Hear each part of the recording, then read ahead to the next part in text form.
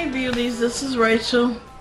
Not wearing too much of anything, just a necklace and some earrings and my natural hair. Yeah, it's still short. So, but anyway, I wanted to get on here and talk about my True Blood episode 9. I will put little clippets in this video, so just look forward to that. First off, I'm going to talk about the beginning of the show. The beginning of the show ended with Eric killing the the magistrate. I don't think his name is the magistrate. He's the head guy from Mississippi, and he went off with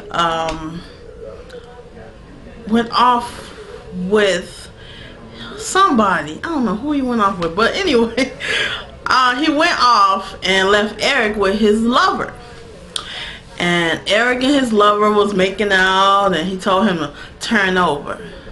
And so as soon as he turned over, he whispered in his ear, he said, "I'm going to kill you just like he killed my daddy." So he staked him, and the blood goo went everywhere. And then Eric got out of there. He ran out of there. No. Not me. So much. Straight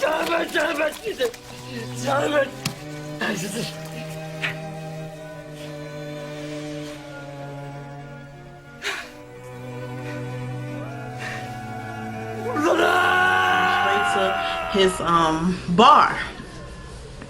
When he got to his bar, the lady that always is on TV, that is kind of like the head of the vampires for television wise, she was there with her security, and she told her security to put metal on him, on Eric. So he did that, and then the barmaid that works there, she started screaming and hollering, and then it cut to the introduction of the show. So after that, she announced that they will be giving, or will be having, making a decision on what to do with Eric, since he did kill another vampire. Eric was explaining that this has nothing to do with you all. This is revenge that I've been trying to get for over 1,000 years. The lady that he made did not know that. She'd been knowing him for 1,000 years, but she did not know he was after the 3,000-year-old vampire all these years for killing his whole family.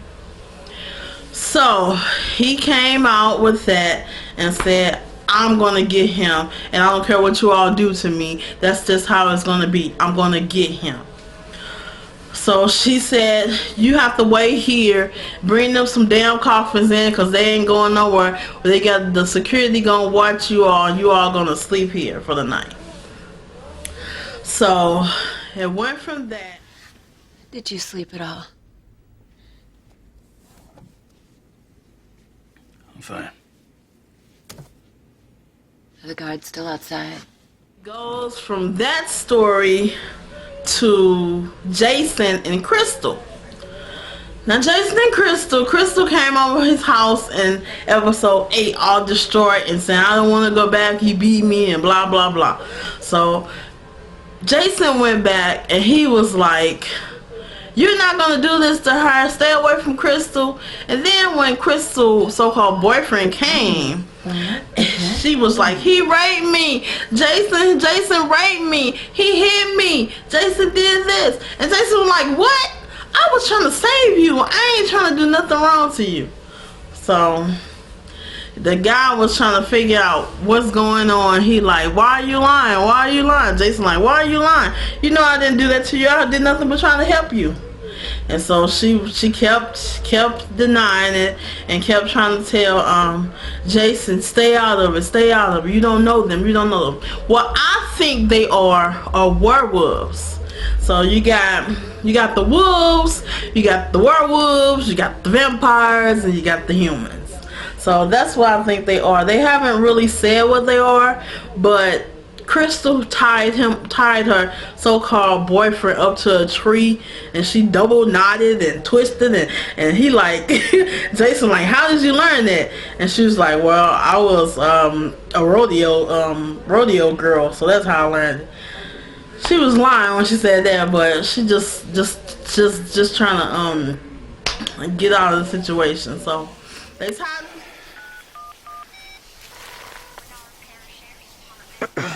Yeah, there's a guy tied to a tree by Jefferson Road. It's about 3 miles north of I-20. He's got a bag full of vampire blood in his pocket. I think he's some kind of drug dealer. Is he in need of medical assistance? So Jason get back to the no. Then they cut to the scene and they go to Sookie and Bill. They still fucking, still messing around, still kissing and all of that. So Bill's drinking more of Sookie. So he's drinking more of her. She's becoming more like him and he's becoming more of her. So it's time for Bill to go, I guess, go to sleep. So eventually Bill goes to rest. And he's laying down in the bottom of the floor or whatever, and it starts raining. And he wakes up and he sees the sun, but he hesitant if he should open it or close or leave it closed. So he opens it, and it's like he's in a dream where Sookie was in the last episode. Like I said, I really think that's her mother, but they say her mom and her dad died in a car crash. So it's like it skipped generation where her mother and dad wasn't like her, but her uncle was. Her grandmother wasn't like her, but she was. Her brother's not like her, and now she recently found out her cousin has a child and he's like her. So it's like, I really think that Sookie is, how can I say it? She's like a higher power, and she just really has the gift. But okay, on to the next part. They move. He gets out and he talks to the woman. He's like, what is Sookie? We really need to know what Sookie is. What is Sookie? And she really didn't tell him, but she kind of hinted at, yeah, this is what she is, and she's similar to what I am, because Bill tried to bite her and she was like, no. And then the flame came out of her hand.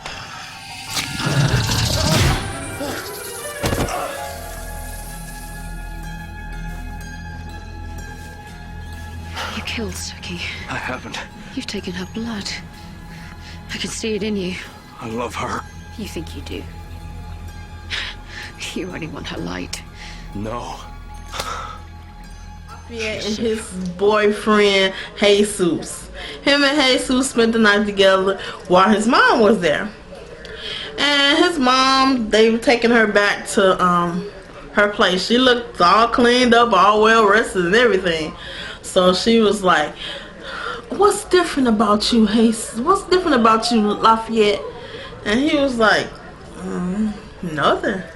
And he's like, is it him? She said, is it him? And he started grinning.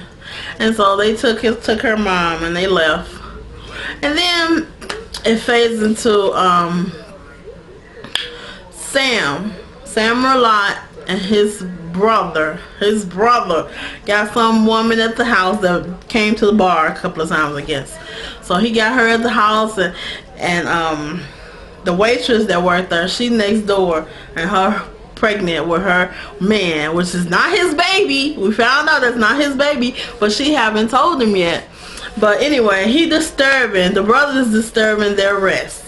So he calls Sam and say, Sam, you need to get over here. I don't know what's going on. They hooping and hollering, and you just need to get over here and figure out what's going on, because the kids got to go to school. So Sam rushes over and he asks him, he's like, what's going on? Why are you naked? Get in there and put some clothes on. But when the woman came out with no shirt on and her breasts hanging out, he just said, hey, how you doing? Okay. Okay, so He said, "I'll calm down," or then he had the smart remark to Sam. And like I said, her cousin tell her to meet her at an aquarium, and she's trying to figure out, is her son like Sookie? And she's like, "Please tell me, Sookie. Please tell me he's not like you. Please tell me." I need to know if he's like you. Please, if he is, I have to protect him. Hunter, come on, sweetie. Come on, baby. Who is this lady? Where's Daddy? Why isn't he here? It's okay. Want to go? He don't want to go. He want to stay with Sookie. And his mother rushed him out and said, "I gotta get him out of town. I don't want the vampires to know what he is and that he's like you." So she leaves, and then it goes back to Eric. Eric is like, the lady come in and tell him the verdict of what the higher, whatever they are, the magistrate, or I can't even think of what they are. But they said act as if it never happened. She want his fangs in her hand, and she want him to be got rid of, the 3,000-year-old guy. She want him dead, just like Eric want him dead, because he had no business killing the head guy of New Orleans.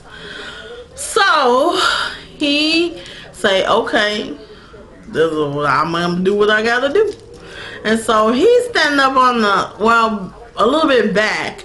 The 3,000-year-old man standing up on the roof with his dead boyfriend in a clear glass container, talking to him. So he's really outraged. So he flies off into the studio where the lady is headed out of town, and she sees him on TV while she in the car with some woman. She talking about she don't drink number V.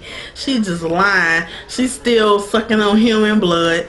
But anyway, she see him on the screen. He done pulled out the man's spine and heart that was a reporter on the news, and holding his hand, and he started licking his hand and saying how he. Why would we seek equal rights? You are not our equals. We will eat you after we eat your children. Now time for the weather. Tiffany?